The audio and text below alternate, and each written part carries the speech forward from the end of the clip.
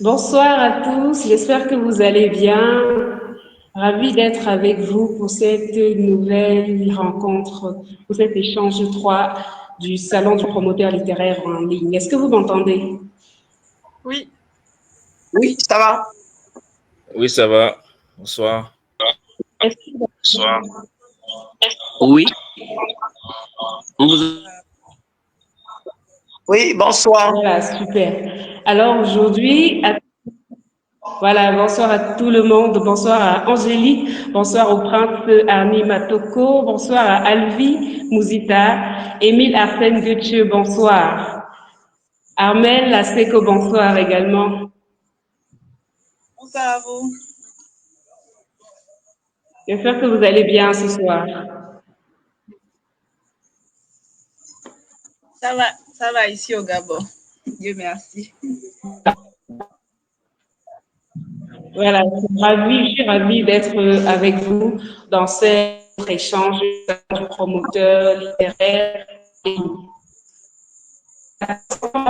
Dans un premier temps, je dis vous pouvez participer en laissant des commentaires et en contribution. Donc, ce qu'on fait, on commence par les présentations. Chacun se présente de la façon la plus brève possible dans le contexte de l'échange du niveau aujourd'hui. Donc, la thématique aussi, c'est ce qu'il voit, ce qu'il veut.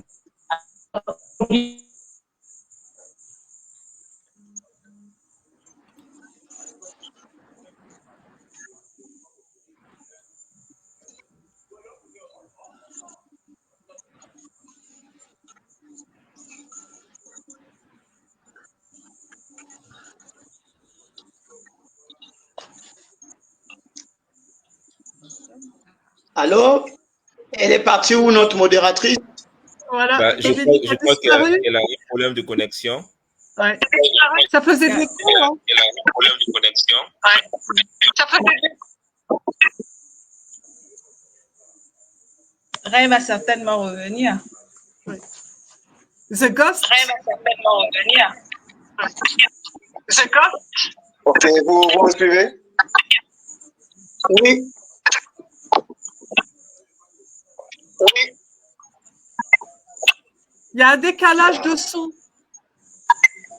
Il y a un décalage de son.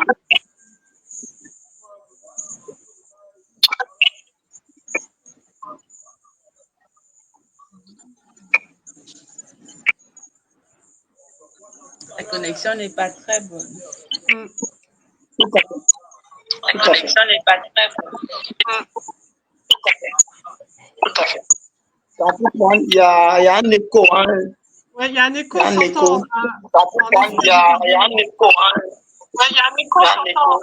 Alors, est-ce que tout le monde a fermé le micro? Essayons de fermer tous le micro pour voir qu'on ne laisse que la personne qui prend la parole. Voilà. Dominique est revenu. Voilà, donc on essaye de fermer le micro pendant que la personne qui a la parole, les autres ferment le micro. Pendant que les autres ferment le micro. Voilà, donc voilà. On commence avec les présentations. Je vais laisser le soin à chaque personne, à chaque panéliste de se présenter. Et je vais commencer avec Angélique Leroy, la Marianne Joconde. Bonsoir. Bonsoir Dominique, bonsoir à tous. Je suis ravie d'être là ce soir. Donc, je suis Angélique Leroy, nom de plume la Marianne Joconde, française, poétesse. J'ai sorti 2 recueils individuels et aussi des recueils collectifs avec Carmen Fifamé-Toudonou, éditrice et autrice béninoise, dont Pauline Ogono, qui a fait partie du collectif avec Acolyte ce soir, et également un recueil en duo-chœur avec Ali Belkala, qui est passé cet après-midi dans l'émission. Voilà, tout en poésie dans ce que j'ai fait jusqu'à présent. D'accord. Très intéressant, le parcours. Voilà, on continue, merci. On continue avec le prince Matoko. Merci. Je Voilà, me vous avez le présente. micro.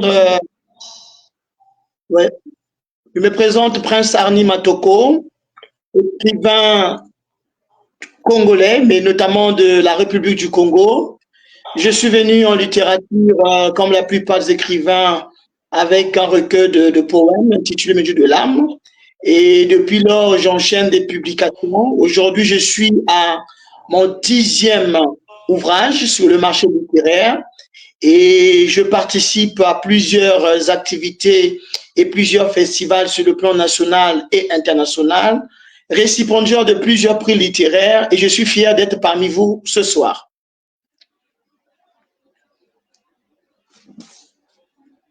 Ravi d'être avec vous aussi, Prince. Voilà, on va continuer avec la prochaine panélie.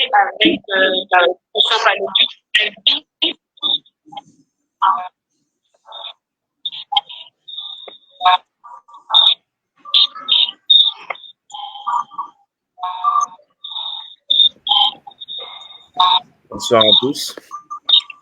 Alors, on est avec vous.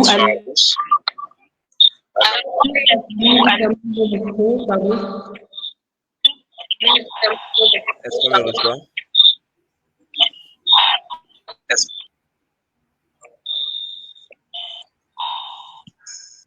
Ah, d'accord. Alors, je me présente puisqu'elle est encore partie. Je pense qu'elle a un problème de connexion, mais pas grave. On va continuer avec les présentations. Je suis Alvi Mouzita, écrivain congolais comme Prince Arni Matoko. Nous partageons donc la même patrie, la République du Congo. Récemment, j'ai publié mon recueil de poèmes intitulé Chant pour une fleur, qui a d'ailleurs remporté le prix Milan en Côte d'Ivoire. Donc, je suis en pleine promotion de mon recueil de poèmes. Et hormis la casquette de l'écrivain, je suis aussi enseignant, y compris critique littéraire.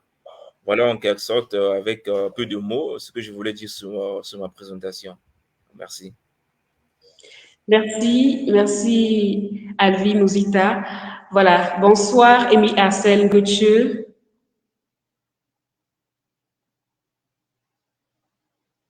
Vous ouvrez votre micro, pardon. Bonsoir à tous. Vous ouvrez votre micro, pardon. Oui, je pense que le micro est ouvert. Vous m'entendez? Est-ce que vous me recevez? Bonsoir. Est-ce que vous me recevez? Merci, oui, bonsoir, Alvi me fait signe qu'on me reçoit. Merci Dominique. Bonsoir. Oui, alors je suis Gauthieu Émile Arcel, c'est comme ça que mes parents ont bien voulu je crois qu'il y a un problème. M'appeler. Je suis poète et je suis venu dans le monde littéraire par cette poésie, cette chose qui nous tient tant. Au jour d'aujourd'hui, j'ai à mon actif 4 recueils de poèmes. Donc, Le Vertu de la parole, qui était le tout premier, Le Moi qui parle, le second, qui est paru les 2 premiers chez Eddy Livre à Paris, en 2011 et 2012. En 2016, chez les éditions Africaveni, j'ai publié Les Racines de la Résistance. Et en 2022, j'ai publié Rouge et ma terre, une œuvre majeure qui parle de la question de retour aux sources, de la question d'identité, des questions de langue. Donc, et bien entendu, j'ai participé à quelques œuvres collectives. Et voilà, modestement, qui est Émile Arsène Gauthieu. Merci encore de m'avoir associé à ce projet. Voilà, merci. Alors, on va terminer les présentations. Voilà, merci. Alors, presque vers la fin avec Armel.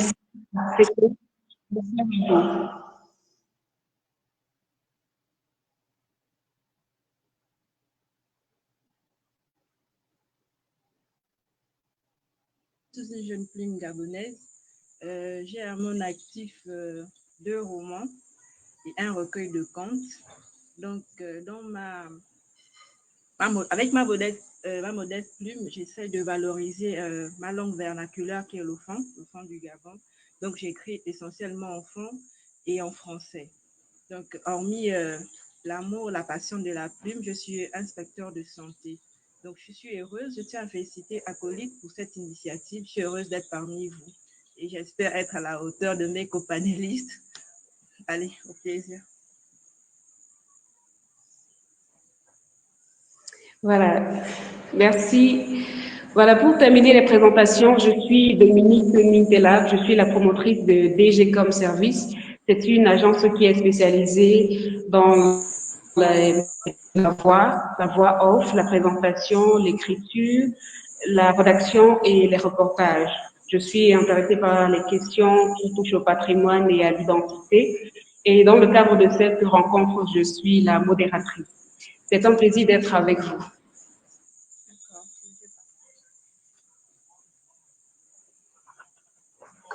Vous me recevez? Oui, oui, bien pris. Voilà, ok, super. Alors, comme on a dit là, au début, il s'agit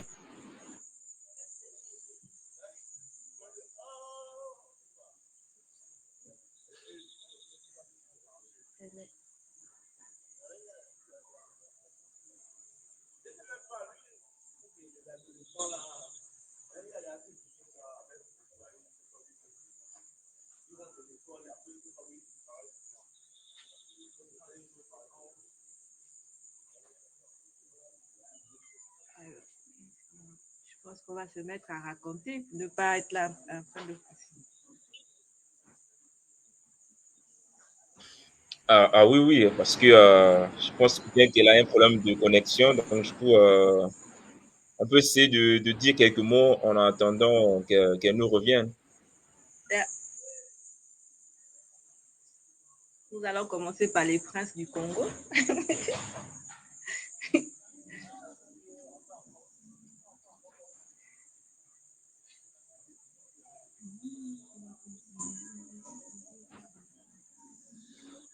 Oui, effectivement, je pense que nous pouvions dire quelque chose en suivant la thématique, principalement ce qu'ils voient. Qu'est-ce que nous voyons concrètement, je pense, pour la promotion littéraire au niveau des réseaux sociaux, principalement. Alors, pour moi, est-ce que vous me suivez là? Je disais que la littérature, pour moi, c'est avant tout une passion, je dirais même viscérale, irrésistible. Et c'est aussi un pan indestructible qui unit plusieurs individus de plusieurs nationalités. La preuve, on est là ce soir, de différentes nationalités, mais c'est autour de la culture et de la littérature que nous allons prendre le temps de pouvoir partager. Bon, elle est revenue, la responsable lui incombe. Je crois que la balle lui revient. oui, voilà, nous continuons donc avec la suite de l'échange qui est sur la thématique auteur-lecteur, ce qu'ils voient, ce qu'ils veulent.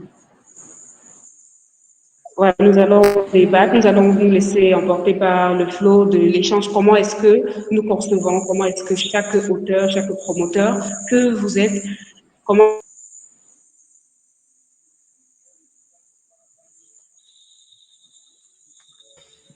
Je pense qu'elle a toujours un problème de connexion.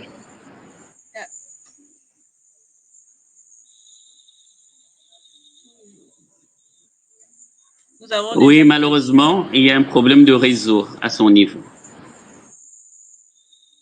Donc, effectivement, Armel, nous pouvons rebondir sur la base.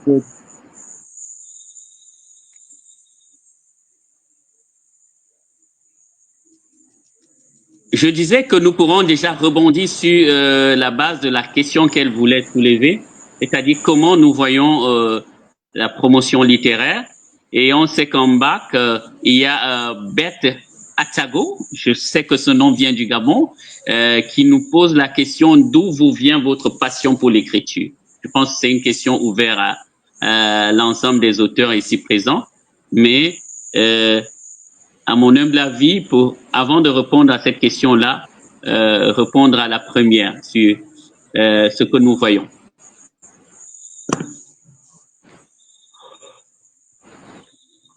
Voilà, merci beaucoup, merci pour cette retransmission. On va donc lancer avec Angélique Leroy déjà. Quelle est votre vision? Quelle est votre vision en tant qu'auteur? Comment est-ce que vous percevez cette évolution de la littérature, cette évolution de l'écriture? Alors, pour moi, l'écriture ne peut pas rester une lecture silencieuse. C'est-à-dire c'est un art vivant. Cette et donc, thématique, comment cette thématique? Vous m'entendez? Oui. Oui, je disais. Oui, on vous entend. Voilà, je disais, l'écriture ne peut pas rester silencieuse, ni au fond d'une bibliothèque. C'est un art vivant. D'ailleurs, c'est aussi ce que j'ai expérimenté en autodidacte, c'est-à-dire comment faire vivre les textes. Alors, moi, c'est vrai que c'est la poésie, mais on peut imaginer la même chose pour un roman ou quoi que ce soit. D'ailleurs, sur YouTube, il y a des personnes qui lisent en audio les livres pour ceux qui auraient du mal à lire de façon traditionnelle, parce qu'il ne faut pas oublier que tout le monde ne peut pas lire de la même façon ou ne peut pas comprendre de la même façon. Donc, l'écriture, en fait, il faut trouver un moyen de lui permettre d'autres accès, d'autres visions, et donc de combiner avec d'autres supports. Et donc, l'idée de l'écriture, quand on le fait sous forme de musique, quand on le fait sous forme de film, quand on le met avec une peinture, quand on l'associe à d'autres médias, du coup, on y apporte des dimensions beaucoup plus larges et beaucoup plus immersives. Et donc, si on veut avoir ce côté un peu visionnaire, c'est de se dire que maintenant, on se met plus de limites à se dire que l'écriture, ça s'arrête à des mots ou quoi que ce soit. Et donc, pour véhiculer cette littérature, ou même ce qu'on pourrait ne pas appeler la littérature, parce que pour moi, tout est recevable dès lors que c'est bien mis en valeur, et ben, les médias doivent être aussi visionnaires dans la façon de mettre en lumière ces œuvres, en fait, parce que ça peut être une œuvre auditive, mais qui peut devenir visuelle avec tout un scénario de mix média. Voilà comment je vois les choses.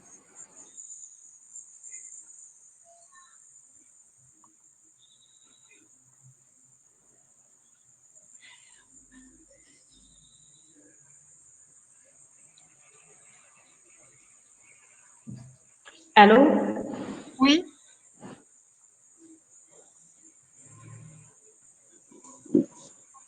Oui, oui, c'est bon. Oui.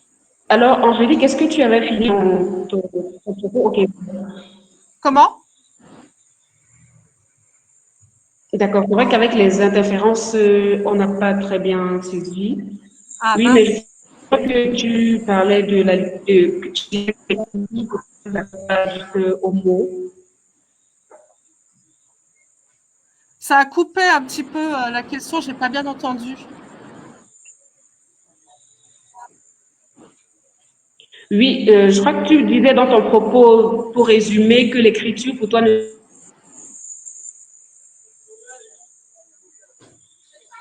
Ça coupe.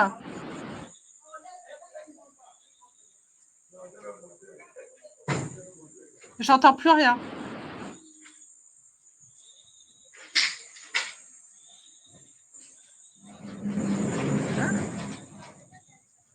Vous m'entendez ou pas?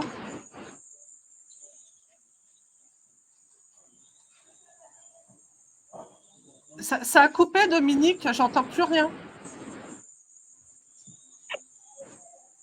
Ah, d'accord. Oui, ok. En fait, j'étais juste en train de résumer ton propos qui disait que l'écriture pour toi ne s'arrête pas juste aux mots. Oui, voilà. C'est ça. Et je crois que chez Rire, il y a une internaute qui revient en posant aussi la question de savoir qu'est-ce qui vous a poussé à écrire, dans quel but, bien cela vous procure. Voilà, je crois que ça résume à peu près ton intention, ton propos. Qu'est-ce qui t'a poussé à écrire?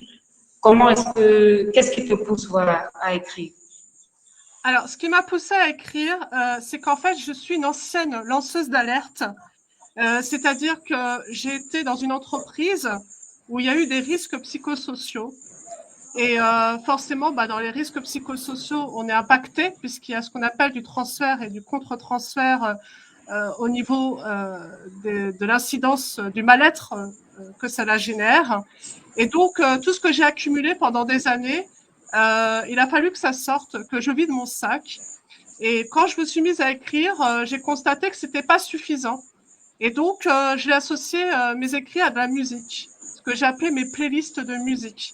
Les playlists en langage des oiseaux, ça veut dire play pour le mot jeu, mais aussi le mot play pour blessure. Et donc, quand vous allez pas bien ou quand même vous allez bien, vous écoutez de la musique pour essayer de, comme on dit, d'adoucir les mœurs. Et donc, c'est là où c'est devenu ma façon de faire les choses, c'est-à-dire de théâtraliser mes écrits comme dramaturge, en fait, où je scénarise mes mots. Et donc, c'était une façon pour moi aussi d'éviter que le statut de victime tue. C'est-à-dire que le fait de dire à haute voix ce qui se passe, ce qu'on refoule, permet une certaine libération et également de se remettre, de se recentrer en se posant la question qu'est-ce que je vais devenir et quelles sont mes ressources. Car en réalité, on est riche de possibilités, de multipotentialités qu'on ignore parce que souvent on n'écoute pas vos vraies motivations, vos réelles envies. Aujourd'hui, on est dans une société où on vous demande d'être robot, de faire tout le temps la même chose, alors que vous avez des inspirations de vouloir évoluer, de vouloir apprendre, d'aller toujours plus loin. Et quand on vous met dans cette case où vous devez toujours faire la même chose, ça devient ce qu'on appelle du bore-out, de l'ennui. Et donc, le plaisir d'écrire vient du fait que il a fallu que je mette ces playlists de façon verbale, c'est-à-dire comment faire ressortir ça, et en même temps, y associer tout ce que j'avais envie depuis longtemps, c'est-à-dire mon côté artiste qui a été refoulé et dans lequel aujourd'hui je deviens art thérapeute et j'utilise les mix médias pour pouvoir donner aussi cet élan créatif à tous ceux qui pourraient m'écouter et de ne plus subir en fait. Mon vrai message, c'est s'auditionner, c'est-à-dire s'écouter, c'est-à-dire ne pas faire ce qu'on ne veut pas, savoir dire non. Et donc, lorsqu'on sait exactement ce que l'on veut, on peut avancer et avoir le meilleur de soi. C'est-à-dire qu'on ne peut pas accepter une société où on se suradapte en permanence. Et l'art, c'est vraiment quelque chose dont la poésie un moyen de pouvoir dire énormément de choses, que ce soit directement ou métaphoriquement, et de penser collectif aussi, dans le fait qu'ensemble, on peut trouver des solutions pour un mieux-être dans la société. Voilà. D'accord. Merci pour ce brillant partage. Alors, on va continuer avec le prince Arni. Comment est-ce que vous concevez votre processus d'écriture?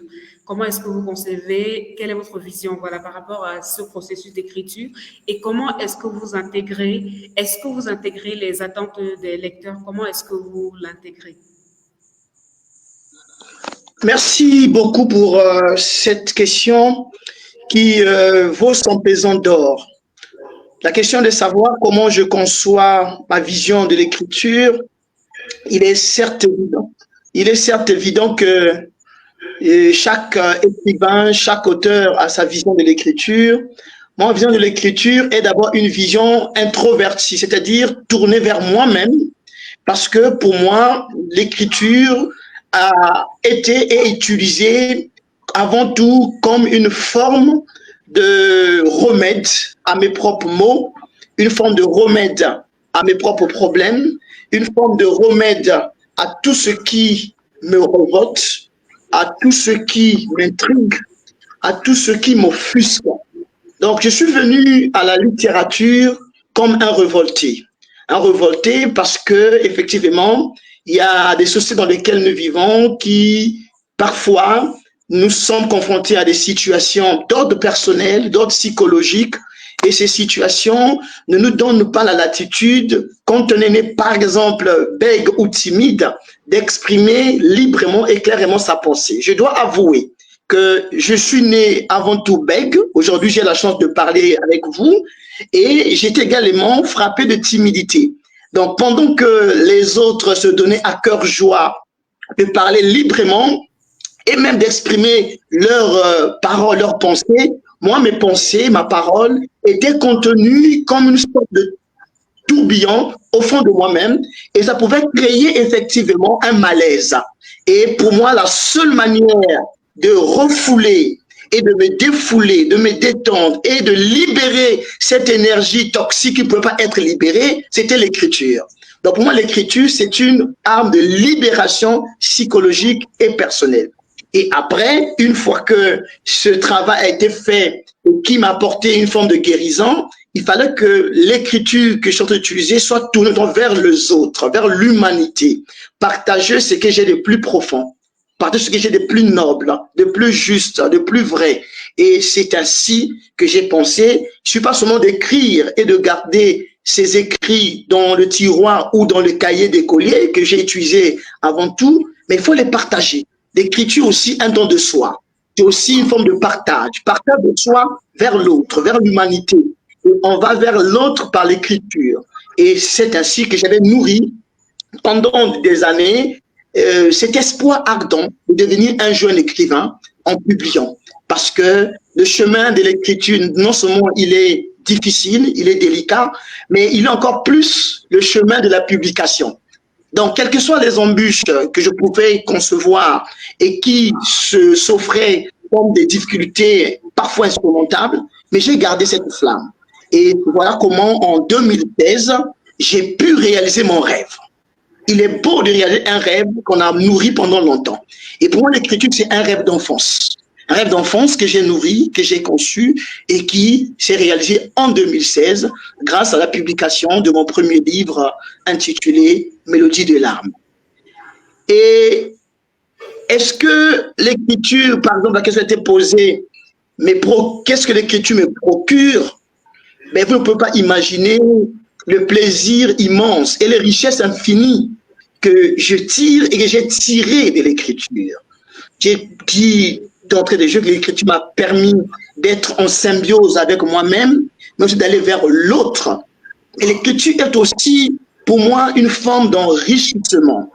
Et donc, pour moi, lire un livre, quelle que soit la thématique, mais dès lors que ce livre m'apporte quelque chose de nouveau, quelque chose plein de noblesse, plein de richesse, pour moi, ça demeure la chose la plus précieuse et que je peux conserver et je peux aussi partager de génération en génération.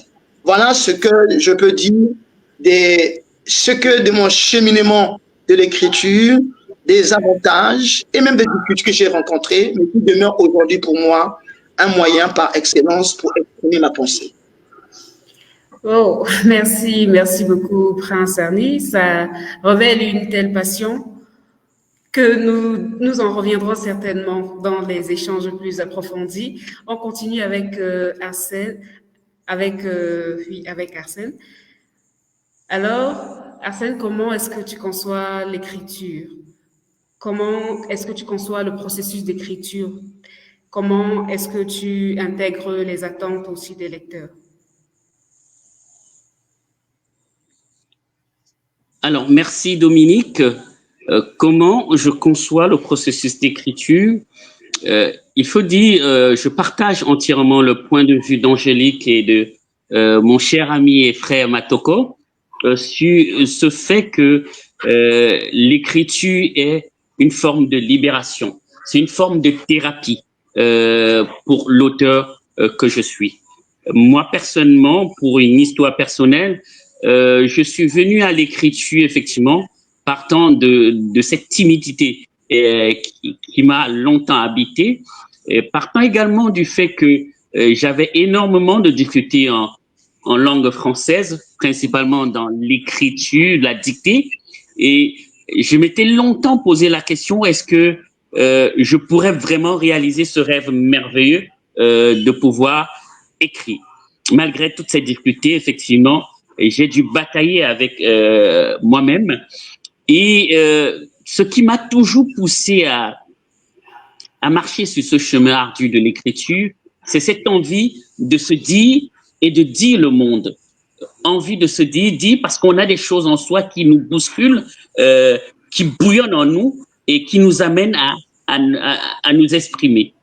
Envie de dire le monde parce que je ne sais pas si c'est bien de le dire ainsi, mais j'ai toujours pensé le monde comme un ensemble. J'ai toujours pensé, il y a quelqu'un qui dit nous devions apprendre à vivre ensemble ou ensemble nous sombrerons dans la folie. J'ai toujours compris que nous sommes appelés à vivre ensemble. Et si nous devions vivre ensemble, nous devions tout faire, ce qui est en notre possible pour chacun, pour créer un climat harmonieux, un climat d'amour, un climat de paix, un climat de dialogue social, un climat d'échange et un climat, bref, nous devons tous faire chacun ce qui est en possible pour créer un monde merveilleux. Donc, et c'est toujours dans cet esprit de création d'un monde merveilleux que dans mes écrits, j'ai toujours dénoncé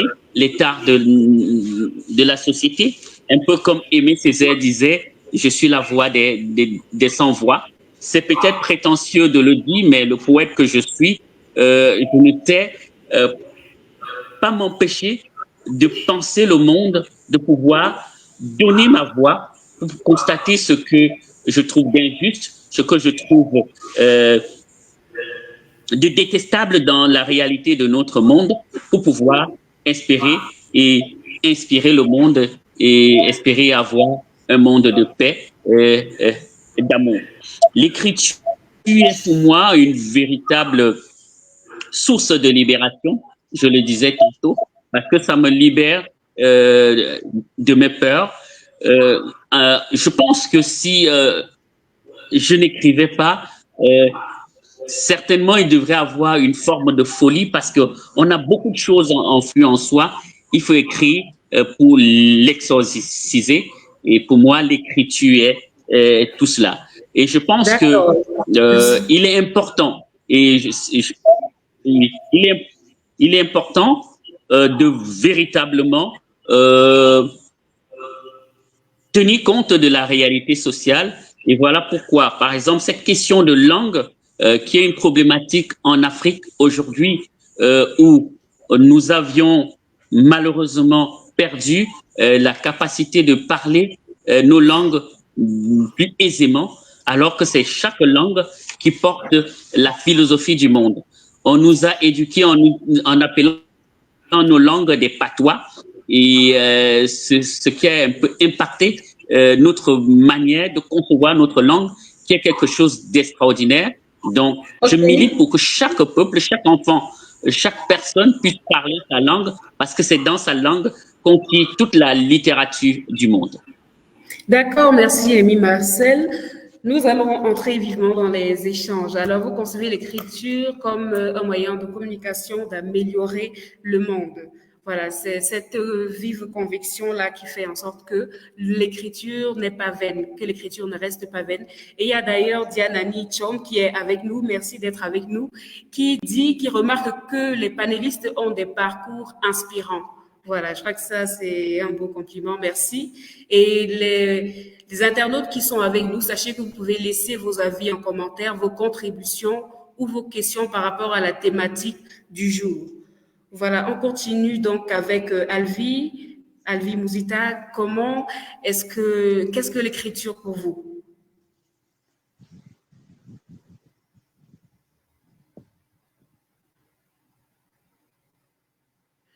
Alors, on est avec Alvi. Alvi, vous ouvrez votre micro.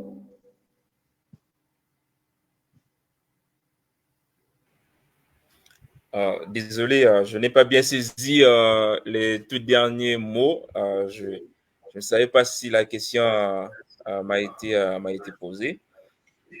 Alors, oui. L'écriture, pour moi, c'était une rencontre, je dirais, douloureuse. Parce que, à vrai dire, peut-être je ne partagerai pas la même histoire avec les autres panélistes qui, justement, ont rencontré la littérature peut-être à des âges assez bas. Mais moi, avec l'écriture, c'est peut-être, je ne dirais pas une connaissance tardive, mais c'est en ressentant une certaine douleur interne très intense, j'ai compris que le seul moyen qui m'était réservé de pouvoir m'exiler, c'était donc l'écriture. À ce moment, je considère l'écriture comme étant un asile, comme étant un lieu de refuge où moi je me sens en sécurité pour premièrement extirper ma douleur, c'est-à-dire l'extérioriser afin que je puisse me sentir en paix. De cela, je comprends l'écriture comme une sorte de catharsis parce que ça me libère d'une certaine blessure et cette libération me positionne comme étant un personnage sociétal qui se dit confiant de lui-même et qui commence à voir le monde d'une autre manière. Donc, mon entrée dans l'écriture s'est faite avec cette rencontre avec la douleur pour justement me faire comprendre la vie dans sa plus intense substance, qui est justement la douleur. Moi, je me dis, un être humain qui est tourmenté par la douleur arrive à comprendre la vie. Et quand celui-ci se transforme en écrivain, il devient en quelque sorte quelqu'un qui non seulement se met à dire ses propres mots, mais à travers ces mots, il se met à raconter les mots à UX des voisins, des gens qui l'entourent, son voisinage, et aussi regarder dans le monde les choses qui ne tournent pas rond et il les intègre dans le bouquin. À ce moment-là, je rejoins ici Hugo qui dit que le lecteur qui pense que je ne parle pas de lui, alors que voilà, il est insensé. Quand je parle de moi, je parle de vous. À ce moment, moi, je dirais Oui, exactement. Un sens rester là parce que l'écriture pour moi, c'est d'abord une manière d'extirper nos douleurs, mais aussi à travers nos douleurs, de comprendre l'humanité, de comprendre l'humain, de comprendre la nature, l'environnement et de se positionner, non pas comme un spectateur stérile, comme disait Aimé Césaire, mais un observateur qui participe au mûrissement du monde, qui participe à la beauté du monde. Parce qu'un écrivain n'est pas là pour enflammer la société ou bien conduire la société vers le volcan, mais plutôt conduire la société à la transhumance, à la prairie. Il est là pour paître les gens qui sont aux alentours de lui. Donc, il devient en quelque sorte le modèle auprès de qui les gens se mirent pour justement se retrouver la paix, retrouver l'amour, retrouver la tranquillité, le partage, voilà, le vivre ensemble en quelque sorte. Voilà, en quelque sorte, ce que je conçois comme le mode de création littéraire. Voilà, d'accord, merci. Merci, Alvi. On continue avec Armel Seko. Alors, Armel Seko, comment est-ce que l'écriture se tient comment est-ce que tu te tiens par rapport à l'écriture? Comment tu intègres les attentes de tes lecteurs, des lecteurs potentiels, voilà, qui pourront avoir ton livre? Alors, je vous remercie pour la question. Déjà, merci également à la dame qui l'a posée. Ce qu'il faut savoir, en fait, c'est que l'écriture, pour moi, c'est une sorte de libération. Parce que vous savez que chacun est avec des talents. Et quand nous sommes enfants, bon, malheureusement, notre génération, les parents n'ont pas pu décider certaines choses. Et nous, en tant que parents, maintenant, c'est à nous de travailler sur nous pour pouvoir déceler ceux de nos enfants. Et étant petite, en fait, j'avais cet amour-là pour le stylo. J'avais toujours un stylo en main, un cahier, j'écrivais beaucoup. Et malheureusement, en grandissant, bon, j'étais déjà très bonne en français. Et donc, je subissais beaucoup de moqueries, en fait, en classe. On m'appelait, ouais, la nièce d'Aimé Césaire, la petite fille de Molière, tout ça. C'était pas très valorisant. Et dès que le prof de français disait, ouais, qui a fait les devoirs? Tout le monde, ah non, mais c'est Armel. Donc, on t'appelait généralement la fille du prof de français et tout ça. Mais bon. Et en grandissant, j'étais littéraire, donc les parents on disait oui, mais toi, tu fais de la littérature, tu vas aller travailler ou en étant bonne en français. Du coup, ça tue un peu, ça a tué l'élan. Et j'ai dû faire l'université. J'ai mis toute ma passion de côté pendant des années. Et c'est à mon retour de Dakar, parce que j'ai eu à faire l'université au Sénégal. Et c'est à mon retour de Dakar, je travaillais déjà dans une ville ici au Gabon qu'on appelle Port-Gentil, la capitale économique. Oui. Et c'est là-bas, justement, en fait, il y avait une banque de la place, je ne vais pas lui faire de la publicité, mais elle organisait un concours des arts et un concours des arts, en même temps, il valorisait la littérature. Et donc, j'avais pris le prospectus en disant, je vais l'envoyer à ma petite sœur, naturellement, qui était dans une école d'art. Mais après, je me suis dit, mais pourquoi ne pas tenter ma chance? Il y avait un concours pour la nouvelle catégorie des juniors. Donc, j'ai envoyé. Je suis arrivée jusqu'en finale et j'ai remporté le prix coup de cœur du jury. Donc, c'est, on va dire, en 2017 que j'ai encore renoué avec l'écriture. C'était vraiment douloureux parce que c'est quelque chose que vous aimez, s'enfuit en vous. Ça veut sortir. Vous dites, ça ne paye pas les factures. Il faut bien avoir un diplôme, il faut venir travailler. Il faut avoir le master, il faut travailler, il faut avoir le salaire, en fait. Donc, j'ai d'abord laissé ça de côté. Quand ça revient, j'ai publié mon roman avec Edilivre. Quand le roman sort, Mbong, qui veut dire la beauté. Donc, en fait, c'est la nouvelle qui a remporté le prix en 2018. En 2019, elle devient un roman avec Mbong qui est édité par Edilivre. Et du coup, quand la critique tombe encore sur vous pour dire, ouais, mais bon, tu t'es fait éditer par Edilivre, c'est pas vraiment une vraie maison d'édition. Bon, en fait, ça vous tue encore sur le coup. Mais bon, vous vous dites, j'avais déjà tellement essuyé des échecs, je me suis dit, je ne vais pas renoncer. Ça, c'est mon rêve, c'est mon héritage culturel que je vais laisser. J'ai quelque chose, j'ai de la valeur. Donc, je ne vais pas laisser mourir mon rêve. Après Edilivre, j'ai rencontré M. Walindour, que je salue au passage des éditions Seguima du Sénégal. Donc, on a retravaillé Mbong qui est devenu Sombre Espoir. Donc, c'est pour vraiment dire à ceux qui nous écoutent, à celles et ceux qui nous écoutent, qui nous écoutent et qui nous regardent, que chacun doit vraiment croire en soi. Et surtout, détecter les talents. C'est très important de détecter les talents et travailler dessus. Parce que si on ne le fait pas, on se tue, en fait. On meurt à petit feu. Et ça, c'est quelque chose qui est inné en nous. Ça a été mis en nous par un être suprême. Donc, il faut vraiment valoriser cela. Et c'est ce que je fais à travers mes écrits. Je valorise ma langue maternelle parce que pour moi, quand j'étais petite, mon papa le plus souvent faisait les leçons enfants. Je me disais, papa aussi, il est vraiment, c'est quelqu'un comme les enfants disent aujourd'hui, il est has-been. Il veut me fait les leçons enfants. Qu'est-ce que je veux bien. Maintenant, aujourd'hui, je me rends compte que c'est une richesse, en fait. Et du coup, j'essaie maintenant de perpétuer ça aussi avec mes enfants. Toujours valoriser d'où je viens, valoriser ma langue. Donc, c'est un peu ça. Et qu'est-ce que ça me procure aujourd'hui d'écrire? En fait, c'est toute une thérapie. Déjà que j'étais très timide au lycée, je lisais beaucoup les Harlequins. Et après, quand on nous a introduit la littérature africaine, j'ai découvert les auteurs africains, j'ai beaucoup apprécié. Et je me suis dit, si j'ai mon talent, j'aimerais aussi laisser un héritage culturel après mon passage. Nous savons tous que nous sommes passagers sur cette terre. Au moins, mes enfants verront que leur maman a laissé quelque chose de palpable, de concret. Après son passage, c'est aussi une fierté pour mon pays et puis pour le continent. Donc voilà.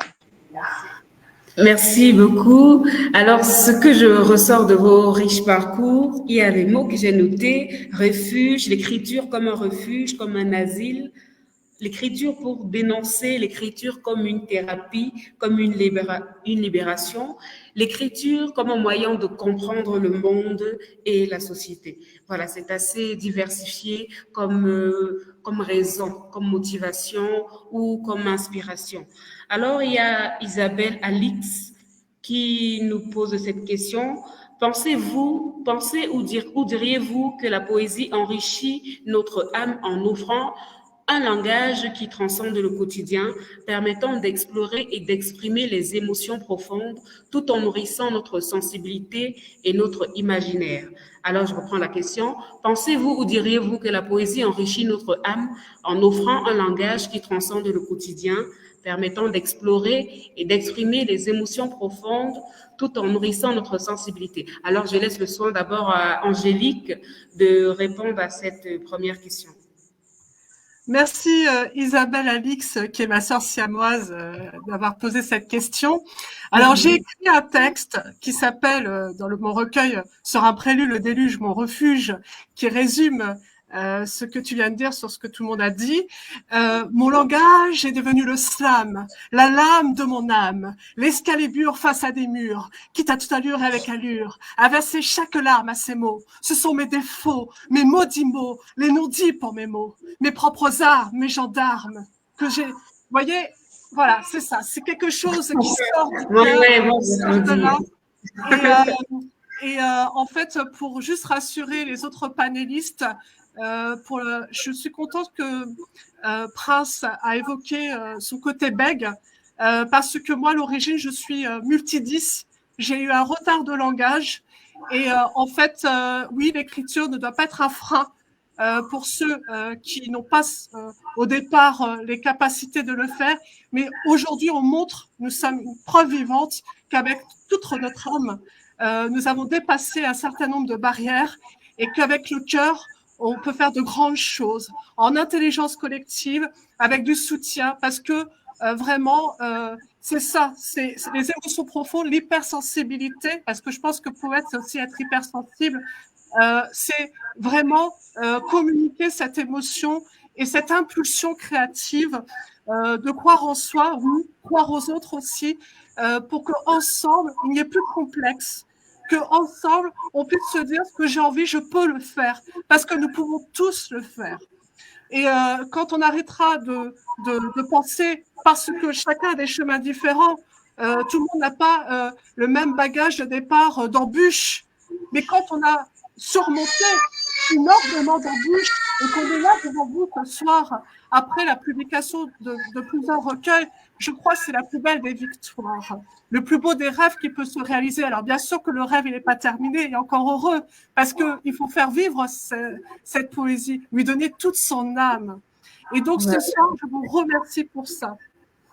D'accord, merci Angélique. Alors, il y a Acolyte qui laisse aussi un avis très intéressant et je vais poser la question directement au prince Arni Matoko qui a parlé de l'écriture comme un moyen de libération et comme une façon aussi de comprendre le monde. Alors, dans cette quête intérieure, quelle place réservez-vous au lecteur?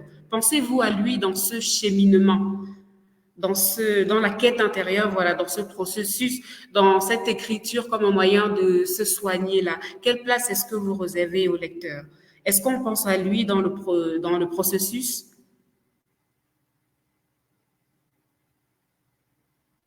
Voilà, vous ouvrez le micro. Merci pour la question. Pour être honnête, comme il a été dit, chacun de nous a ses motivations et sait de quelle manière il est arrivé à la littérature. Moi, dans un premier temps, je l'ai souligné que l'écriture était en fait une quête personnelle et qui m'a mené vers une forme de thérapie.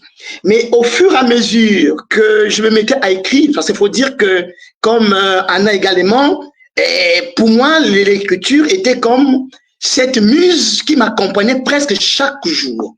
Je ne pouvais pas sortir de chez moi sans être muni d'un cahier d'écolier et d'un stylo, parce que je savais à quel moment je pouvais être effectivement saisi par la muse et également écrire. Donc, il fallait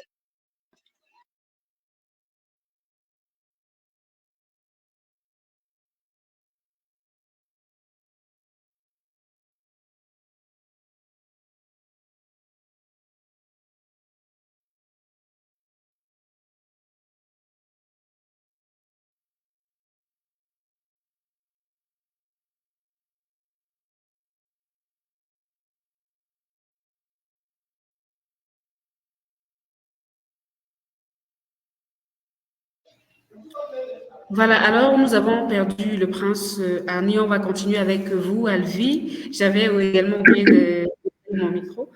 Voilà, justement, parlant du lecteur, des attentes du lecteur, comment est-ce que vous gérez cela? Comment est-ce que vous gérez les attentes des lecteurs?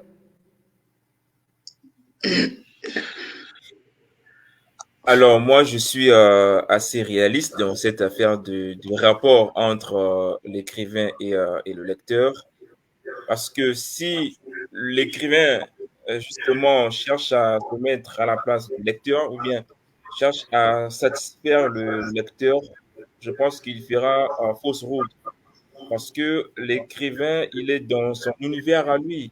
Et le lecteur aussi, il est dans son univers à lui. Donc, il ne faudrait pas que l'écrivain cherche à satisfaire tout le monde, sinon il produira une œuvre médiocre.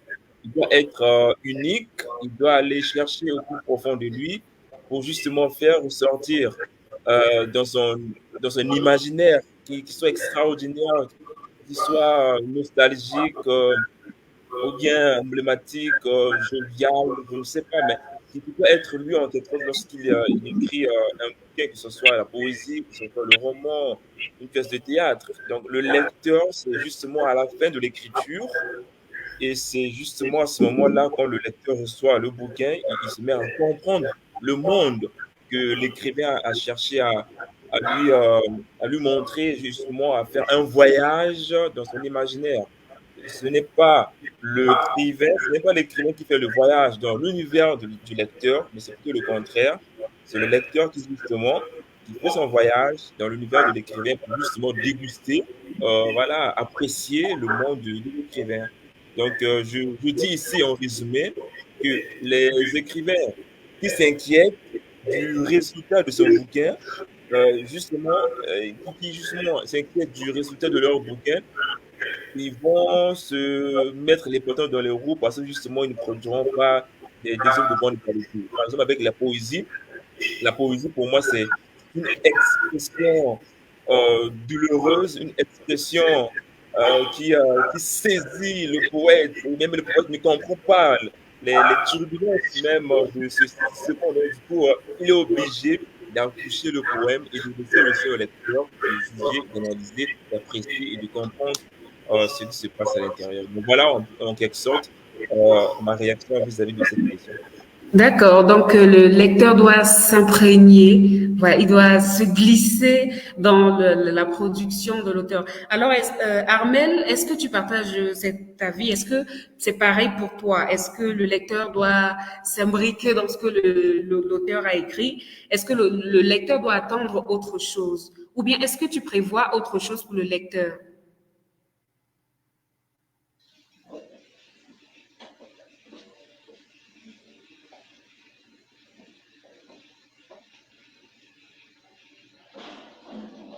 Voilà, tu allumes ton micro, tu ouvres ton micro.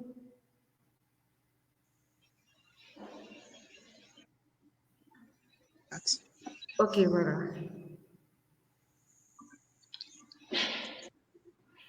Là, c'est bon? Ok. Oui, c'est bon, on t'entend. Ok, je disais en fait que je partage l'avis d'Alvi.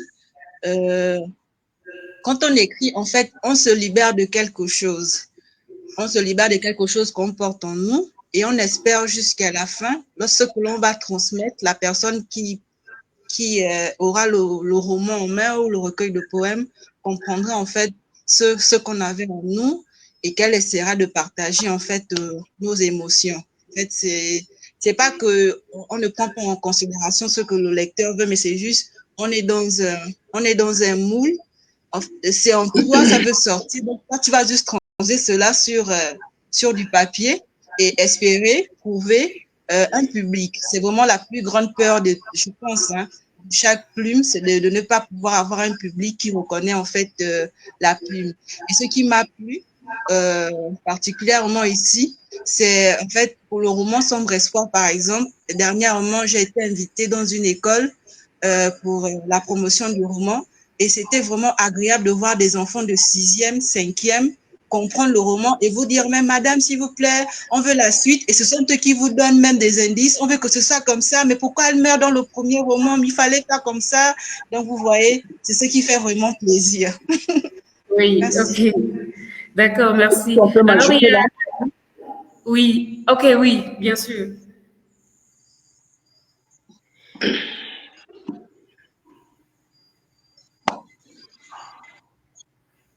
Alors, Prince Arnie, on vous écoute.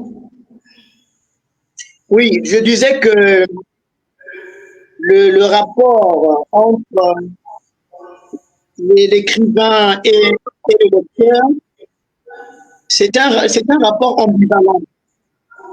Pourquoi je parle de l'ambivalence? Parce que dans un premier temps, on écrit d'abord pour les lecteurs. Par exemple, pour mon cas, c'est pour moi-même d'abord. C'est une forme de libération, c'est une thérapie, c'est un retour de soi-même, une forme d'introspection. Mais après, on se rend compte, en parlant de soi-même, on parle des autres. Comme disait effectivement Montaigne, rien de ce qui m'est étranger. Donc, les problèmes, les situations que nous rencontrons, ça peut être le même problème que les autres rencontrent. Et c'est à ce moment que le livre va à la rencontre du lecteur. Et c'est le lecteur qui, de son côté, qui apprécie la pertinence de votre écriture et peut se retrouver en fonction de sa sensibilité et des thématiques développées.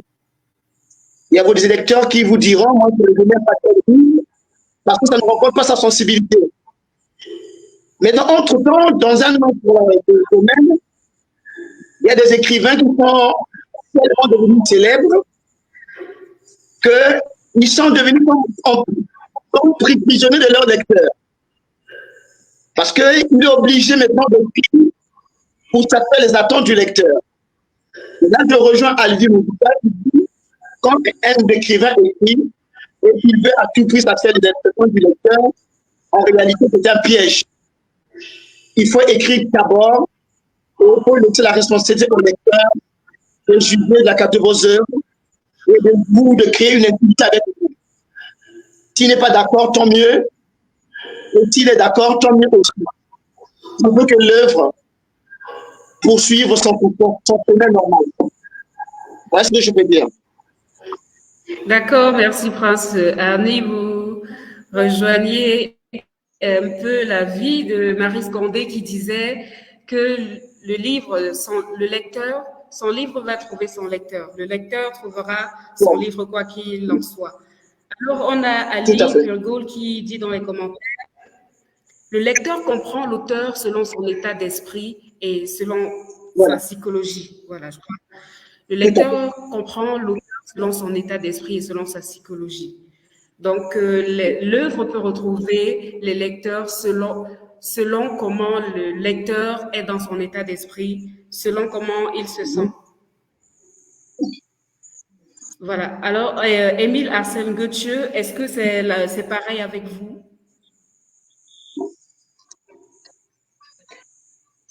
Oui. Alors, personnellement, allô, vous m'écoutez? Oui, on vous écoute. Très bien. Je disais que personnellement, lorsque j'écris, je ne me pose pas directement la question à savoir que va penser l'auteur. Parce que comme beaucoup l'ont dit, la question est d'ordre d'abord personnel. Les mots viennent comme un tourbillon, comme un vertige et nous animent et nous recevons et nous les transcrivons tels que nous ressentons les mots qui nous habitent en ce moment-là. Mais ceci dit, il faudra tout de même nuancer effectivement. Il faut être à l'écoute de son environnement, il faut être à l'écoute de son temps pour pouvoir également donner à lire quelque chose de digeste, d'acceptable à l'auteur. Je voudrais dire, si aujourd'hui, si nous écrivons, par exemple, la question, si nous abordons encore la question de la négritude, telle que l'abordait, par exemple, Aimé Césaire ou Léon Contron-Damas ou bien Webb Dubois dans les années 1950 et autres, où nous voyons, nous aurons traité, nous aurons reçu quelque chose de précis, mais nous ne serons plus, à mon humble avis, en phase avec notre environnement. Donc, pour dire que c'est vrai, l'écriture est quelque chose de personnel, de profond en nous, mais il faut rester aussi à l'écoute de son environnement. Et cette chose qui nous permet de rester à l'écoute de notre environnement, c'est les lectures que nous faisons. Parce qu'en lisant les autres, ça nous permet de connaître quel est, de manière générale, quels sont les courants de pensée qui sont les plus proches et quels sont les styles d'écriture de notre temps? Oui, en ce moment-là, l'écoute de notre environnement nous permet de nous calibrer, si je puis m'exprimer ainsi, pour être en phase avec le monde dans lequel l'auteur vit. Donc, voilà ce que je pourrais dire comme complément. Ok, merci. Je crois que nous avons perdu le prince Arni, sûrement un problème de connexion qui finira par se résoudre. Alors, vous avez vous avez évoqué la question de l'évolution des attentes, l'évolution des attentes des lecteurs par rapport au contexte, par rapport à l'environnement qui joue énormément, selon qu'on varie d'une époque à l'autre. Alors, si la relation donc entre l'écriture, entre le lecteur et l'auteur est aussi étroite, voilà, l'auteur qui doit trouver, le lecteur qui doit réussir à s'intégrer dans l'écriture de l'auteur. Comment est-ce que, en tant qu'auteur, vous gérez l'influence des critiques? Comment est-ce que vous gérez la critique? Comment est-ce que vous gérez l'interprétation de vos œuvres? Comment est-ce que vous percevez cela? Voilà. Alors, Armel, je crois que tu as envie de dire quelque chose à ce propos.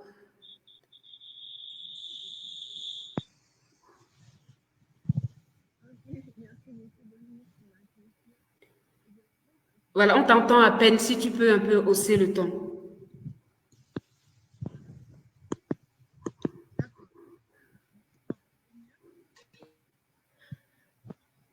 Là, bon, est-ce que vous entendez Armel? Non, on ne t'entend pas.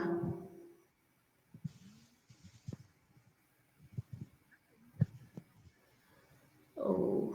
Bon, regarde, essaie un peu de régler le volume. Sûrement, le volume a été baissé.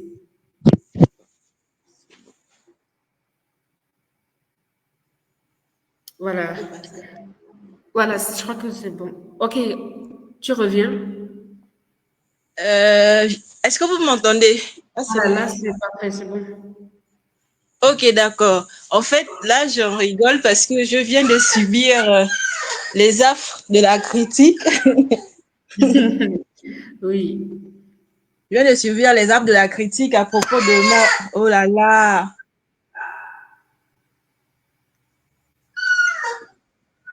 Oui, je pense que l'auteur, il a subi aussi les affres de la critique. Ça t'a pas touché seul. Ok, en fait, je disais que je viens de subir les affres de la critique concernant mon recueil de contes, en fait, celui qui est intitulé Les Contes d'Anna.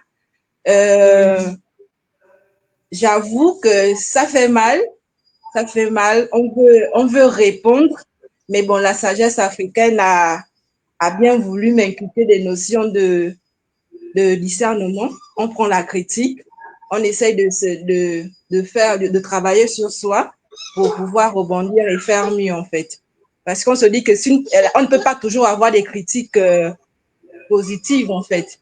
Il y en a qui sont positives et du coup, ça nous valorise, nous sommes contents. Mais quand elle est aussi négative, il faut savoir accepter, en fait. Ça permet qu'on puisse se corriger. Vous avez vu quelqu'un qui est là, il est en train de me critiquer en même temps. Oui, en fait, l'essentiel, c'est que la critique puisse être constructive, qu'elle permette d'améliorer la qualité du travail. D'accord, c'est ça. C'est comme ça que j'ai pris cela et du coup, j'ai travaillé dessus et puis c'est avancé. Merci. Ok. Alors, Angélique Leroy, est-ce que c'est pareil pour vous? Comment est-ce que vous gérez la critique par rapport à votre écriture? Alors, moi, comme je l'ai précisé, je suis multidys, ce qui veut dire qu'il y a de la dyslexie. La dyslexie, c'est quand on confond des sons, quand on a du mal à construire des phrases, quand il y a aussi un problème de construction au fil du temps, où ça a demandé aussi beaucoup de travail de mon côté. Ce qui veut dire que j'ai un schéma de pensée qui fonctionne en arborescence aussi, où ça va très vite. En fait, je parle beaucoup comme des poupées russes. C'est-à-dire, une idée amène une autre idée dans une autre idée. Et donc, il faut arriver à décrypter mes poupées russes. C'est pour ça que j'appelais ça mes Da Vinci Code. Et donc, c'est pas forcément quelque chose qui peut être accessible dans un premier abord. Il faut connaître mon univers, comme n'importe quel auteur d'ailleurs. Si vous voyez une œuvre sans connaître sa biographie, vous passez souvent à côté. Parce que vous allez l'interpréter par rapport à votre vécu et non par rapport au vécu de la personne. Donc ça nécessite, comme nous avons plusieurs cartes du monde, plusieurs schémas de pensée, une connaissance pour se dire qu'en fait, non, ce n'est pas une erreur. Ce n'est pas un problème de vérité. C'est parce que moi, je vois les choses de cette façon-là, parce que ma façon de penser est comme ça. Donc, qu'est-ce que je fais? Je fais de la prévention, j'explique, j'essaie de faire découvrir qui je suis. Et donc, dans mon deuxième recueil, qui s'appelle La Marianne Joconde, j'explique pourquoi j'ai créé cette allégorie poétique. Qu'est-ce qu'elle veut dire, cette Marianne Joconde? Et donc, il faut vraiment, effectivement, ça demande un effort de vouloir comprendre ce qui se passe, mais à la fin, on récolte beaucoup de fruits parce que c'est pas quelque chose qu'on a l'habitude de voir. J'innove, je fais quelque chose de nouveau. Donc forcément, c'est peut-être pas forcément par rapport à mon environnement, mais c'est dans l'air du temps parce que j'amène des choses qui sont tabous, des choses où on se dit un 10, il peut pas écrire, un 10, il peut pas penser, un 10, il n'a pas le droit d'écrire parce que on doit s'exprimer à sa place. Mais non, tu n'as pas à me corriger en fait. Tu ne sais pas ce que je veux dire, tu ne sais pas comment j'ai appris, tu ne sais pas ce que je ressens vraiment. Donc ne mets pas tes mots qui ne sont pas les miens. Voilà. Ok, ouais, la question est assez profonde. Alors, selon vous, c'est une question vraiment qui suscite beaucoup de remous et de débats. Les débats qui n'ont vraiment jamais été terminés ou qui n'ont jamais trouvé de point de chute. Alors, il y a Acolyte qui revient avec une question. En tant qu'auteur, selon vous, si vous étiez donné de vous mettre à la place du lecteur, selon vous, que veut le lecteur? Que veut le lecteur? Que veut le lecteur Alvi Mouzila, selon vous? Je réagis sur la dernière question, que veut le lecteur? Je ne pense pas que la question soit posée en utilisant le singulier du lecteur, parce que ça sera assez compliqué de pouvoir généraliser le lectorat, parce que, comme disait mon très cher Prince Arni Matoko, c'est une question de sensibilité et il n'y a pas une sensibilité commune parce que on va tomber donc dans les goûts et les couleurs qui d'ailleurs ne se discutent pas. Alors, si j'étais alors un lecteur, qu'est-ce que je voudrais bien dans un bouquin, dans un livre? C'est qu'il y a une pensée qui a été dite ici, mais passée sous silence. Je voudrais y revenir. Je veux dire aujourd'hui, par exemple, Les Fleurs du Mal de Charles Baudelaire. J'apprécie les vers, mais le lendemain, tout dépend de ma sensibilité. J'arrive à lire les mêmes vers. Je me dis, bah, qu'est-ce qu'il raconte? C'est pas joli, c'est pas magnifique, il n'y a même pas de l'émotion. Voyez-vous? Donc, c'est une question de sensibilité. Aussi bien qu'on parlera en termes de rigueur, d'une certaine finité, il y a un travail à faire. Il faut peaufiner le bouquin, l'ouvrage, mais en fond, ça reste une question de sensibilité. Un lecteur peut dire que cet auteur a bien écrit son roman, l'autre dira non, j'ai pas aimé le roman parce qu'il n'a pas fait ceci, parce qu'il n'a pas écrit tel mot, mais parce qu'il n'a pas bien aménagé le style, la narration, le développement des personnages, le côté psychologique. Donc, en quelque sorte, en résumé, on peut dire que c'est un champ où plusieurs lecteurs viennent dire leurs mots. Et je reviens sur ce que je disais, l'écrivain n'a pas à se soucier de ce que le lecteur dira.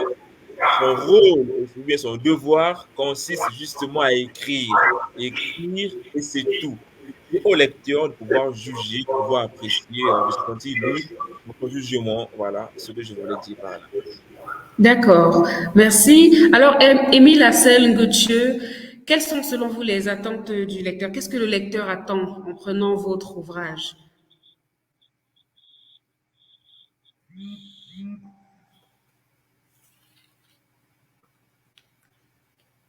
Voilà, il faut ouvrir le micro.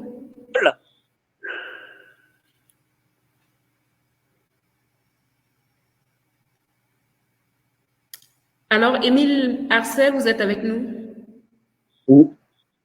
Oui, je suis avec vous, Dominique. Donc, je disais que vous me posez là une colle. Qu'est-ce que le lecteur attend? Moi, je pense qu'il est véritablement difficile pour l'auteur, ou en fait, même si ce n'est pas nécessairement difficile, c'est un mauvais chemin que d'entrer dans la tête du lecteur pour savoir ce que le lecteur veut. Moi, je pense que si l'auteur est assez intime et assez vrai avec lui, cette vérité qui est en lui va nécessairement être perçue par le lecteur. Parce que nous sommes également, en étant individuels, nous sommes une partie du monde, nous sommes le monde. Ce que nous pensons au plus profond, si nous avons l'originalité et qui est nécessaire, moi je pense que l'auteur ne doit pas se soucier de ce que pense le lecteur, mais doit véritablement travailler son intérieur, travailler son écriture pour pouvoir, et le lecteur va nécessairement se retrouver. Et si même le lecteur ne se retrouve pas, et il y a, si vraiment la critique est assez, si on a des critiques de qualité, ces critiques-là vont pouvoir interroger l'œuvre de l'auteur, et dans les échanges que l'auteur fera au fur et à mesure de ses sorties, des interviews, des échanges qu'il accordera, ça permettra davantage à ses lecteurs de mieux comprendre ce que voulait dire, où va l'auteur. Donc, pour moi, voilà, l'auteur n'a pas à se soucier de ce que pense l'auteur. L'auteur doit être vrai envers lui-même, et en étant vrai avec lui-même, il sera nécessairement perçu et compris par le lecteur. D'accord, merci. Alors, Angélique, est-ce que c'est pareil pour vous? Est-ce que les attentes du lecteur, est-ce que l'auteur doit juste écrire comme cela lui vient? Il ne doit pas se laisser altérer par ce que le lecteur veut ou peut attendre de lui? Alors, je remercie Émile de parler d'authenticité. Pour moi, je me sens déjà en décalage par rapport à la société, où je pense qu'on passe beaucoup de temps sur les sujets inutiles au lieu des sujets qui fâchent. Donc, si je devais me cantonner au souhait du lecteur, je m'ennuierais en fait. C'est pas pour être dans le côté péjoratif du terme, mais si on veut aussi apporter autre chose, c'est aussi oser. C'est-à-dire, même si ça prend du temps, il faut aussi montrer la nouveauté. C'est-à-dire, c'est vrai qu'on a du mal avec la nouveauté, on a du mal avec le changement, on a du mal avec ce qui bouscule. Mais on va dire que ça fait partie de mon ADN. Mon ADN de vouloir être surprenante, de ne pas être dans les codes ou les clous, j'ai envie de dire. Donc, est-ce que je vais me soucier du lecteur? Je vais pas ça serait mentir de dire je m'en soucie pas. Bien évidemment, j'essaie de comprendre le monde pour savoir aussi comment je peux m'intégrer dans ce monde. Mais en même temps, comme je veux aussi affirmer ma différence et ma vision des choses, si je devais écouter le monde, je ne serais pas là devant vous aujourd'hui. Je serais effacée en fait. Parce que jusqu'à présent, je me suis suradaptée. Et l'écriture m'a permis aussi d'affirmer qui je suis aujourd'hui. Oui, je m'appelle Angélique Leroy, mais je me suis formée une allégorie poétique, la Marianne Joconde. Et la Marianne Joconde, c'est être porte-parole. C'est quelque chose qui a été évoqué aussi par Anna tout à l'heure. C'est être porte-parole, c'est pouvoir dire aussi tout ce que les minorités ne peuvent pas dire. Parce que aussi le lecteur, qu'est-ce qu'il va dire? Tout ce qu'il est influencé. Il est influencé par la télévision, il est influencé par un tas de choses dans lesquelles on veut lui faire croire que c'est bien. Moi, je me souviens quand j'étais à l'école, on nous faisait lire des livres, on nous disait « Ah, lui, il est forcément bien ». Mais bizarrement, moi, je n'avais pas la même appréciation. Pour moi, je m'ennuyais profondément, je n'avais pas la même appréciation. On veut nous faire aimer des choses où il faut forcément aimer. Alors qu'en fait, moi, j'ai trouvé des choses mieux dans d'autres explorations, en fait. Voilà.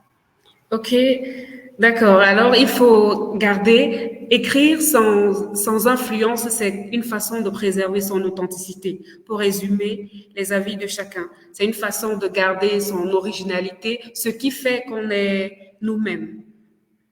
Alors, il y a également dans les commentaires Ali Purgold qui dit, ça dépend de chaque lecteur. Chaque lecteur a son but derrière la lecture, la connaissance, la culture, pour s'amuser pour des raisons linguistiques. Voilà, je crois que là, c'est le résumé qui revient pour clôturer tout ceci. Chacun de nous, en prenant un livre, a une attente précise. Ça peut être une raison d'évasion pour s'évader, pour apprendre un nouveau mot, pour connaître ce qui se passe ailleurs. Comme on disait, le livre est une fenêtre ouverte sur l'ailleurs. Donc, chacun Ouais. a ses attentes par rapport au livre, chaque lecteur a ses attentes, comme chaque auteur a son expression de ce qu'il veut dire, de ce qu'il veut transmettre dans le livre. Alors, si vous nous rejoignez, pour ceux qui nous suivent, pour les internautes qui sont avec nous, sachez que vous pouvez participer en répondant dans les commentaires. Nous sommes au 3e échange du Salon du promoteur littéraire en ligne, organisé par l'Association de consulting littéraire Acolyte pour une littérature dynamique. Alors, Prince Arnie, comment vous exprimez cette authenticité-là? Qu'est-ce qui fait votre authenticité à vous? Qu'est-ce qui vous rend authentique?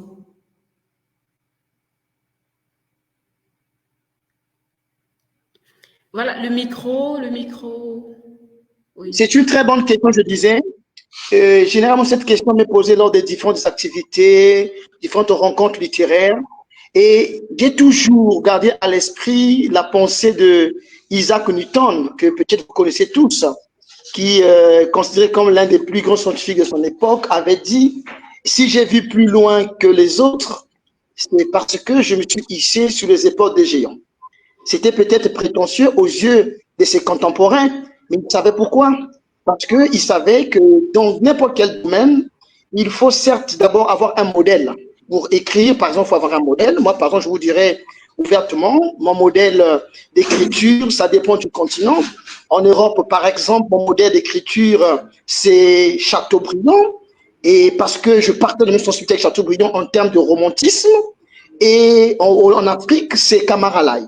Mais un modèle reste un modèle, mais on a l'obligation de créer des conditions pour le surpasser, pour atteindre ce qu'on appelle l'originalité et l'excellence. Et si tout le monde pouvait écrire comme tout le monde, ça ne servirait à rien. Si tout le monde veut dire, je vais écrire comme Foucault Boutancy, ou comme Victor Hugo, ou comme Alvi, ça ne servira à rien. Vous allez rester dans la platitude la plus basse. Ainsi, un écrivain doit chercher à se surpasser, à se dépasser et à créer son propre style, son propre monde.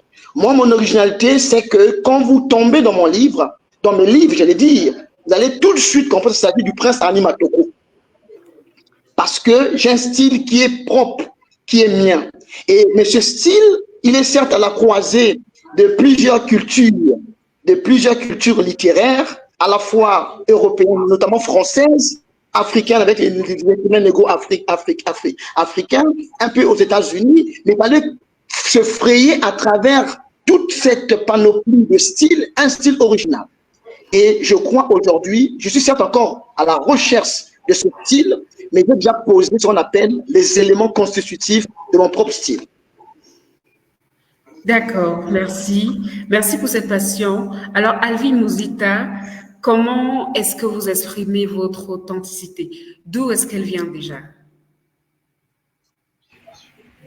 C'est assez facile de peut-être reprendre les termes de mon cher prince Arnie Matoko, qui justement parle ici des modèles, parce que on ne peut pas prétendre écrire un bouquin, un roman, un poème, sans pourtant avoir lu certains auteurs. Donc, c'est d'abord là le foisonnement de l'inspiration.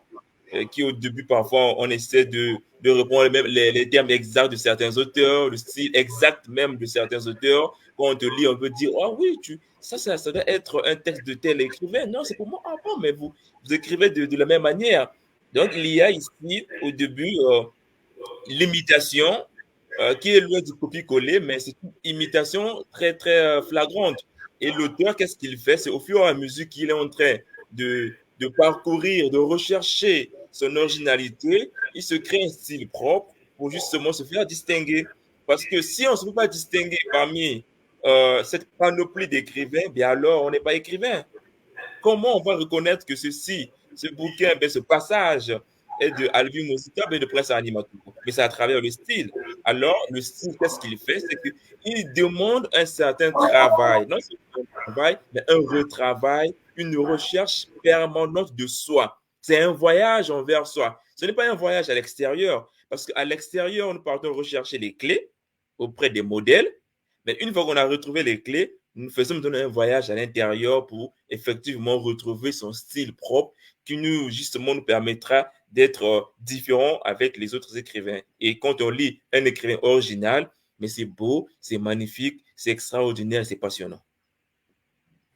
Voilà, merci. Merci, j'aime cet aspect que vous avez soulevé. L'originalité, c'est quelque chose qui se crée et qui se travaille constamment. Alors, Armel, vous avez parlé de l'aspect des langues. Est-ce que c'est ça qui constitue votre authenticité à vous? Comment est-ce que vous êtes parvenu, à former, à intégrer votre authenticité partant de votre jeunesse? Vous avez parlé de l'écriture depuis votre jeunesse. Qu'est-ce qui a constitué cela? Qu'est-ce qui a influencé ça?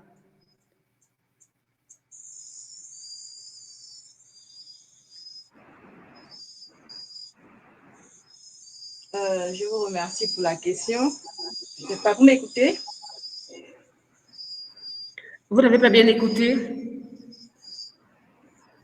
Non, en fait, je voulais savoir en fait si vous m'écoutez. Oui, on vous écoute très bien. D'accord. En fait, la question de l'originalité, le fait d'être original, en fait, c'est intéressant, mais comme l'a si bien dit un des panélistes, on ne le devient pas en fait de manière, on ne le devient pas subitement en fait, on ne nous tombe pas dessus. On s'inspire forcément de certaines personnes. Pour mon cas, il y a des grandes plumes gabonaises, des grandes dames ici que j'admire beaucoup. Et au lycée, j'ai eu à parcourir certains ouvrages, donc ça a forgé mon ressenti. Et en fait, ce qui m'a encore emmené dans le monde de la langue, c'est lorsque je suis partie au Sénégal, on avait des cérémonies en fait estudiantines, des journées culturelles qu'on appelait les journées d'intégration dans chaque établissement. Et je me disais, ben, c'est intéressant de voir que j'ai la même culture que quelqu'un qui revient du Cameroun, qu'on peut trouver une ASECO au Gabon et qu'on va trouver une ASOCO, je sais pas, au Cameroun. Et donc, je trouvais ça intéressant. Je me disais, bon, il fallait quand même valoriser cet aspect. Du coup, j'avais créé une page étant étudiante à Dakar, parler et écrire les langues africaines qui comptent aujourd'hui près de 700 membres. Et je me suis dit, pourquoi ne pas transcrire ça, cet amour des valeurs africaines, pourquoi ne pas travailler ça avec ma passion? Et c'est ce que je fais à travers mes écrits. Donc, écrire en français et certains passages sont en langue franc, je traduis également. Vous avez parlé de la critique tout à l'heure, vous avez bien fait parce que certaines personnes disent que quand tu ne connais rien en langue, tu écris vraiment comme ça te vient. Est-ce que tu penses que c'est intéressant? Et je leur dis toujours, ben, si c'est quelque chose pour moi, je me lance. Et bien après, la critique pourra faire son travail, quitte à rééditer encore, on le fera. Mais écoute, ça, moi, j'écris. Et puis, je trouve ça enrichissant. Maintenant, voilà, c'est un peu ça que je ressens par rapport à mon aventure avec les langues. C'est pas que c'est la première et je ne serai pas la dernière. Il y a des personnes qui se sont illustrées et qui s'illustrent toujours en la matière. Je veux juste apporter ma petite pierre à l'édifice parce que j'aime ce que je suis, j'aime ce qu'on m'a appris et je veux apprendre ça aux générations futures. D'accord, merci beaucoup. Alors, Émile, Arcel, on continue avec vous. En parlant d'authenticité, justement, comment est-ce que vous concevez l'authenticité dans le processus d'écriture et justement à l'ère où nous parlons de retour aux sources et de valorisation de notre identité à nous?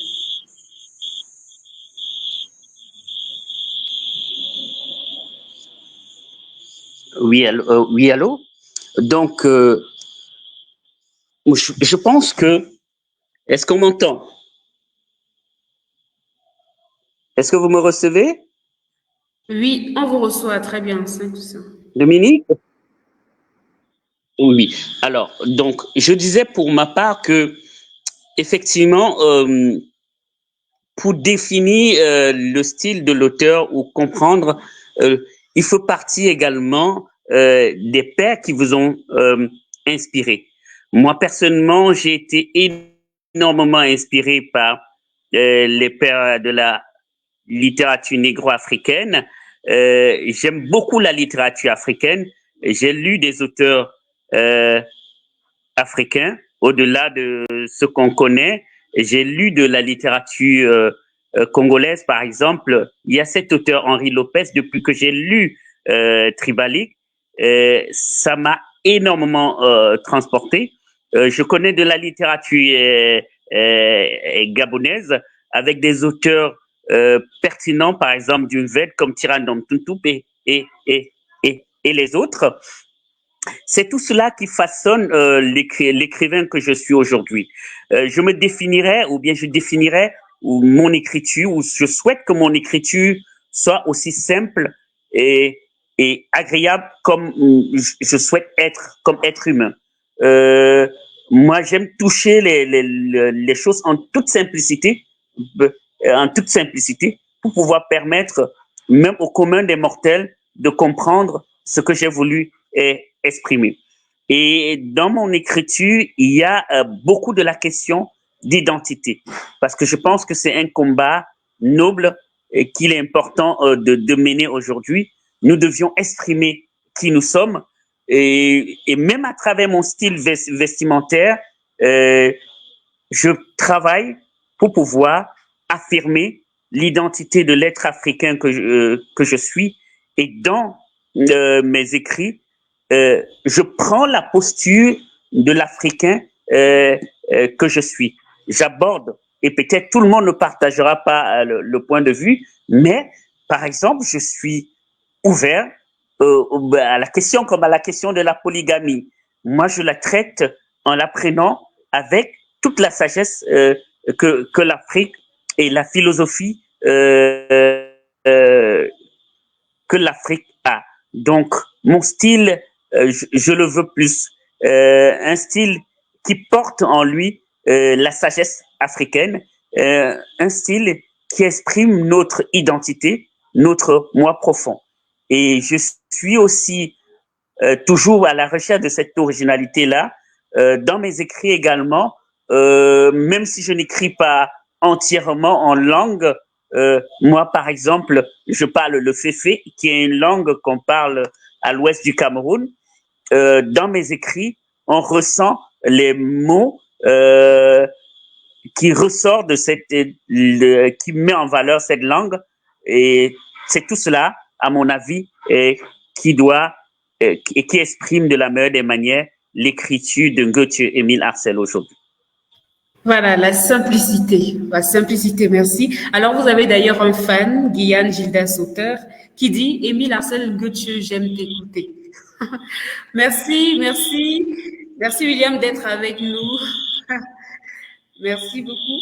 Alors, Marianne, la Marianne Joconde, j'ai eu à visiter, n'est-ce pas, tes pages où tu t'exprimes avec beaucoup d'énergie, chose que j'adore et que j'apprécie vraiment beaucoup. Ça prouve, n'est-ce pas, ça manifeste cette authenticité-là dont tu parlais, que je n'ai pas encore vue ailleurs. Voilà. Alors, comment est-ce que tu vis? Comment est-ce que, au jour le jour, tu vis? Comment est-ce que tu évolues par rapport à cette authenticité-là? Comment est-ce que tu crées chaque jour? Qu'est-ce qui t'inspire à créer davantage chaque jour des éléments, voilà, qui vont participer à renforcer ton identité à toi? Alors, merci pour cette question et ce compliment qui me touche énormément. Je me base aussi sur mes blessures, donc je vous remercie aussi de parler d'identité, parce que même si je suis blanche, même si je suis née en France, j'ai aussi des problèmes d'identité, parce qu'il y a des choses qui sont pas faciles. Et moi, j'ai vécu dans l'une des cités les plus pauvres de France. Donc, j'ai même écrit un texte sur ça où je fais référence à Michael Jackson. Michael Jackson, donc MJ, Marianne Joconde. Michael, qui était un artiste pluridisciplinaire et qui est un magicien pour moi, rassembleur du monde à travers son art et qui a été pour moi toutes les questions philosophiques dans lesquelles j'ai été confrontée, c'est-à-dire black or white. En fait, c'est une question qui est assez large parce que j'ai entendu de tout. J'ai entendu qu'il était gris, j'ai entendu que c'était pas un homme, pas un humain, des choses qu'on ne peut pas tolérer dans n'importe quel camp.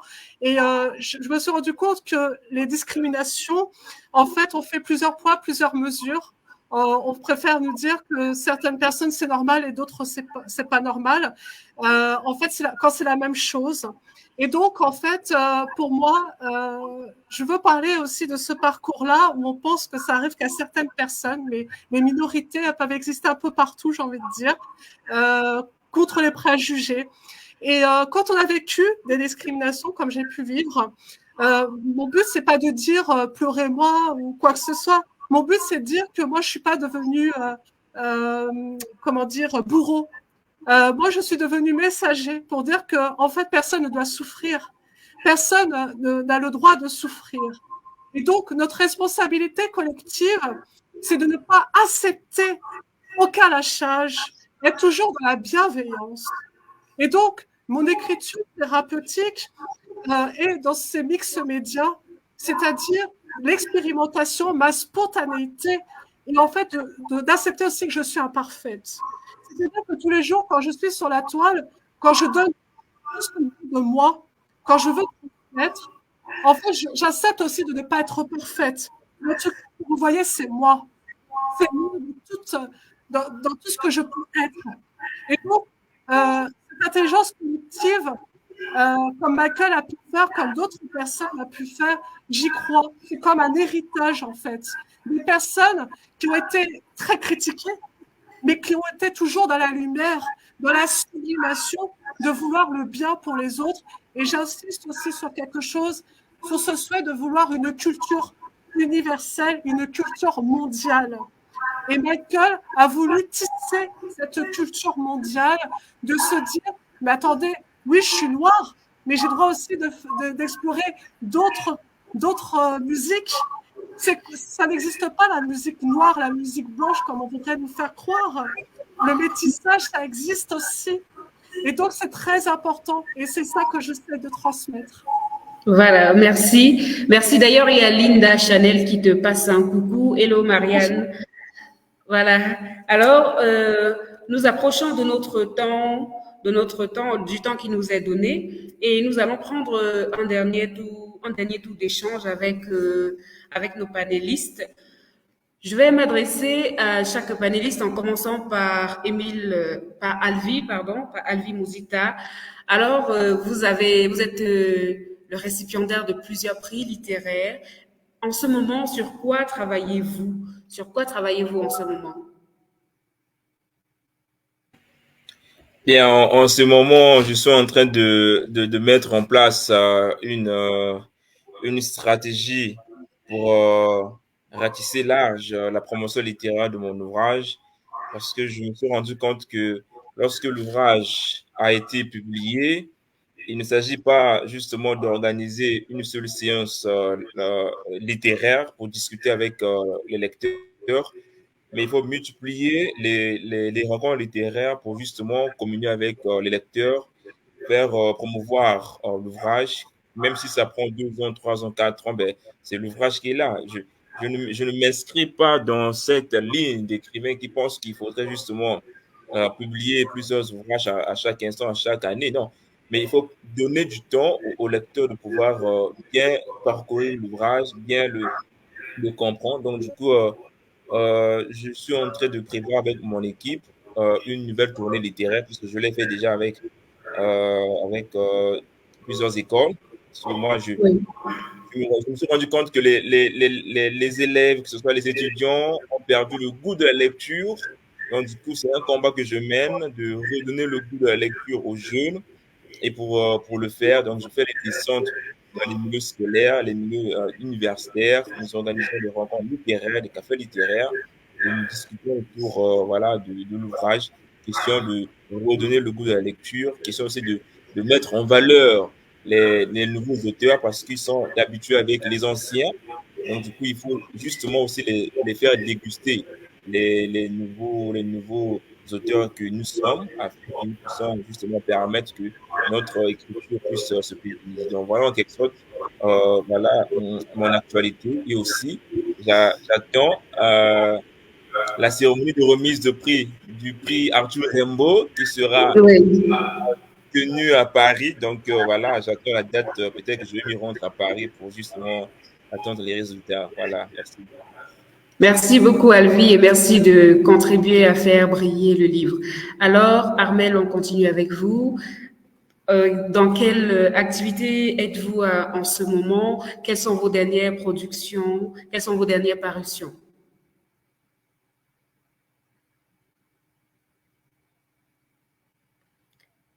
Voilà, le micro. Oui. Voilà, je vous remercie pour les dernières questions. En fait, comme projection, j'aimerais d'abord revenir sur le projet que j'ai commencé en fait, l'année scolaire. L'année passée, en fait, c'était de mettre en place une petite caravane de lecture dans les différents établissements. Déjà, ne pas commencer à s'attaquer aux grands établissements de la capitale. Commencer par des petites structures. Déjà, avoir des gens qui croient en vous, avoir de pouvoir constituer une bonne équipe et aller dans les plus bons établissements. C'était à peu près ça. Commencer par le premier site et puis pourquoi pas ne se faire accompagner par des profs de français. Comme autre projet, il y a également quelque chose qui est encore dans le, on va dire quoi, dans l'œuf. C'est vraiment pas encore, c'est pas encore écrit, c'est encore juste dans ma tête. En fait, ça une portée nationale carrément. Et il faut qu'il faut des partenaires pour que ce projet-là puisse voir le jour. Donc, c'est vraiment pas encore bien clair. Mais quand ce sera le moment, peut-être que je viendrai dans la police pour pouvoir communiquer. Vous savez très bien que nous sommes en période de restauration de nos institutions. Il faudrait que les écrivains aussi participent à la restauration des institutions au niveau du Gabon. C'est vrai qu'il y a déjà des plumes qui sont bien reconnues, mais nous, les nouvelles plumes, il faut aussi que nous nous fassions voir et que nous participions à cette restauration-là. En termes de dernier projet, c'est une œuvre littéraire qui sortira bientôt. Bon, elle s'intéresse quand même aux tout petits. En fait, les contes d'Anna, c'est un public un peu plus large, disons, ceux qui savent déjà lire. Celui qui va sortir là d'ici le mois de décembre, avec la grâce de Dieu, je ne vais pas en dire plus. Il va vraiment intéresser les tout petits. La maternelle, ce sera à base d'illustration. Et la grâce que j'ai, je ne sais pas pourquoi, mais je travaille toujours avec des gens qui ne sont pas de mon pays, le Gabon. Donc ça aussi, c'est un côté que je valorise. Mon éditeur, c'est un Sénégalais. Celui avec lequel je vais travailler, c'est un Camerounais. Vous voyez très bien que c'est ça l'Afrique qu'on veut. Aujourd'hui, nous avons les Congolais, nous avons les Françaises. C'est ça, en fait. C'est ce milieu culturel-là que nous voulons. Des gens qui ont un amour pour quelque chose, pour le mettre en valeur en respectant l'autre. Ce n'est que ce monde-là que nous voulons. Et je vous remercie vraiment pour l'initiative de ce soir et je vous souhaite bon courage pour la suite. Merci. Merci beaucoup, Armel. Alors, Prince Arni Matoko, quelles sont vos dernières parutions littéraires? Alors, je suis en effet très ému. Cette année, je peux dire que c'est une année de grâce littéraire, non seulement pour mon pays, le Congo, qui ne cesse de rayonner sur la scène littéraire à la fois nationale et internationale. Je tiens à rappeler que cette année, les Congolais se sont illustrés et démarqués élogieusement sur la scène littéraire internationale en remportant des prix prestigieux. Par exemple, le Grand Prix littéraire d'Afrique noire, Alvi Mouzita qui avait remporté également le Grand Prix de poésie Senghor. Prince Matoko au Cameroun avait remporté le Grand Prix Sicily. Vous comprenez très bien que c'est une année de grâce. De mon côté, j'ai pu mettre en œuvre, ou bien sur la scène littéraire, un livre intitulé « Le livre de ma grand-mère » que j'ai présenté à Brazzaville, notamment à l'IFC, et qui a rencontré une très large adhésion du public. Et c'est ce livre aujourd'hui qui est en train d'être promu. Et dès que je rentrerai de la Côte d'Ivoire, je crois 2 semaines après, je serai dans la capitale politique Pointe-Noire pour aller présenter ce même livre. Parce que Pointe-Noire également demande et attend que ce livre arrive dans cette ville. J'ai d'autres projets, notamment dans le cadre de rapprocher le lecteur du livre. Il faut compris qu'il y a beaucoup de gens qui viennent en littérature, mais sans avoir de la base, du fondement, et qui ont besoin également d'un accompagnement.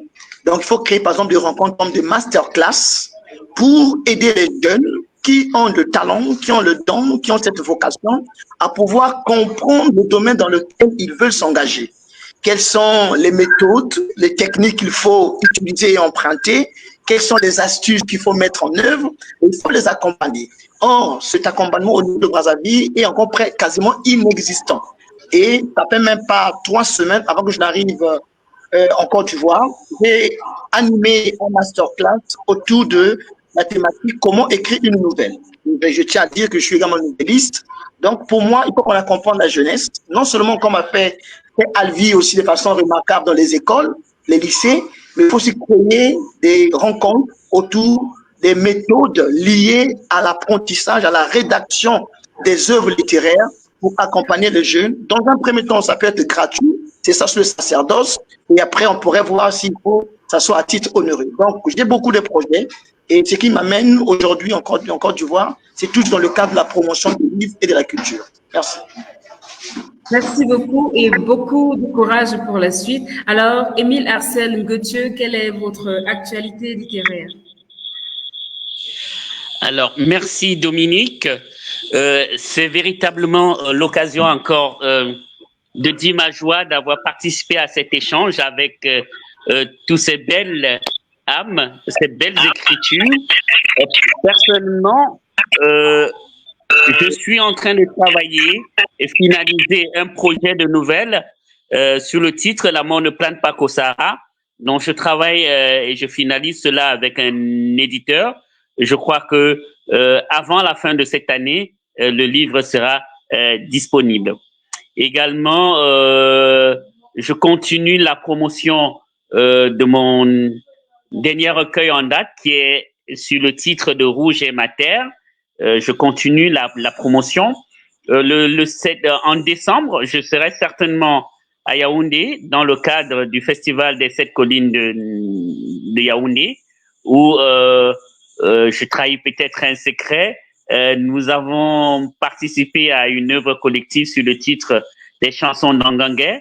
Angangé, c'est un village dans le sud du Cameroun, chez un poète très célèbre, Anne Sion-Péry, que sans doute vous connaissez. Nous avons fait un séjour là-bas, un collectif d'une dizaine de poètes, dont Anne Sion-Péry lui-même, Jean-Claude Aono et les autres.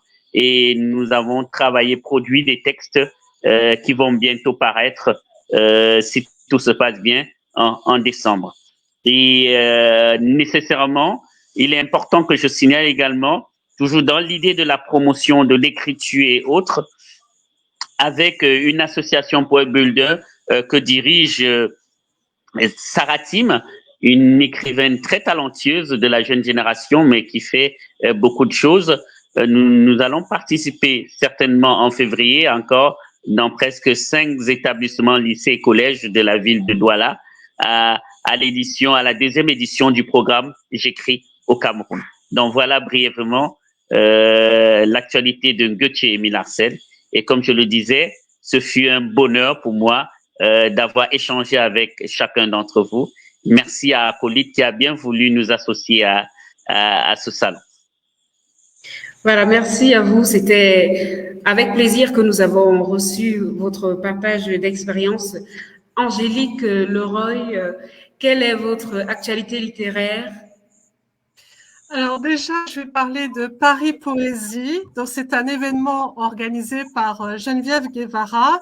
Donc pour ceux qui sont à Paris ou en région parisienne, venez samedi, là ce samedi 26 octobre, de 11h à 16h au Café de Paris à Ménilmontant pour nous voir chacun des poètes déclamer un texte. Et ça sera avec plaisir qu'on pourra aussi vous dédicacer les recueils et faire des photos avec nous. Je suis prévue aussi au salon Livre Addict de Villemoisson les 16 et 17 novembre. Avec Ali Purgold, celui qui a commenté, c'est mon mari et mon co-auteur. On a écrit ensemble Confession d'une femme esselée. Donc Ali est algérien, ça fait quelques mois qu'il m'a rejoint en France, ça a été aussi un combat. Il y a plein de choses à dire d'ailleurs. Je suis sur tous les fronts, la Marianne, hein, c'est le côté militant jusqu'au bout, hein, c'est militant avec art. Voilà. Et c'est ce livre-là qui est sorti au mois de février 2024, donc qui est tout récent. C'est aussi une œuvre art thérapeutique parce que nous avons coécrit à distance avant de pouvoir nous rejoindre. Donc c'est l'amour avec un grand A, mais avec aussi ses complications. Quand on a deux nationalités différentes, c'est compliqué, surtout le contexte France-Algérie, hein, je le place au passage. Comment vous dire et donc, je suis en formation pour devenir art thérapeute. Donc, ça fait déjà 2 ans que je fais une formation à distance. Donc, ce que je fais en tant qu'artiste me sert aussi pour mon futur métier, c'est-à-dire accompagner les personnes dans ce cheminement que nous avons présenté ce soir. Voilà, merci beaucoup. Merci Angélique et bon vent à vous dans vos initiatives littéraires. Merci à vous tous qui nous avez regardés en ligne ce jour. Nous avons abordé la question de la communication littéraire avec les auteurs et les lecteurs, ce qu'ils veulent et ce qu'ils voient.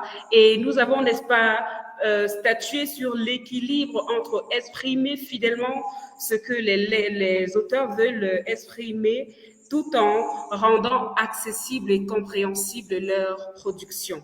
Alors, je vous propose de suivre l'actualité sur Acolyte. Vous pouvez visiter les pages Acolyte pour regarder la bio des panélistes, la biographie des panélistes qui est disponible sur toutes les pages.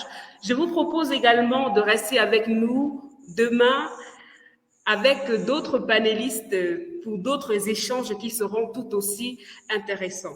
Alors, merci d'avoir été avec nous. Merci à tous ceux qui ont répondu, qui ont contribué dans les commentaires. Merci à Diane, Annie Chong. Retrouvons-nous demain pour d'autres échanges. Très bonne soirée à tous. Au revoir.